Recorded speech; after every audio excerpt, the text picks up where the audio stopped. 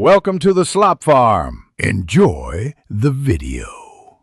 You begin by putting the keyboard into diagnostic mode so you can isolate RGB firmware issues.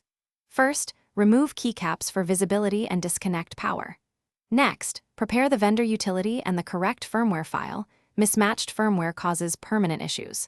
Once ready, hold the keyboard's designated keys while plugging the cable back in. This forces the controller into bootloader.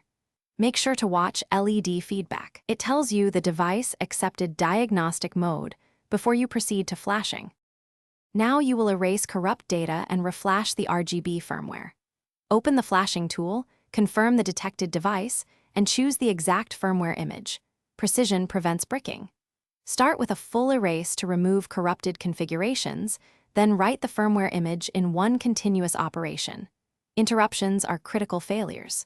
Once the write completes, trigger the controller reset command and load the factory RGB profile to restore baseline behavior. If LEDs respond, proceed to calibration and reassemble the keyboard.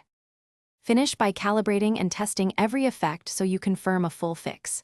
Use the vendor or open-source software to set brightness and color temperature, then run static, breathing, and rainbow patterns while checking each key for color accuracy.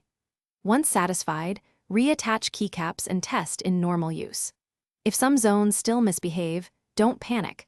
Reflash with an official hardware programmer or prepare for RMA. That fallback prevents further damage and ensures the only reliable resolution if firmware repair fails.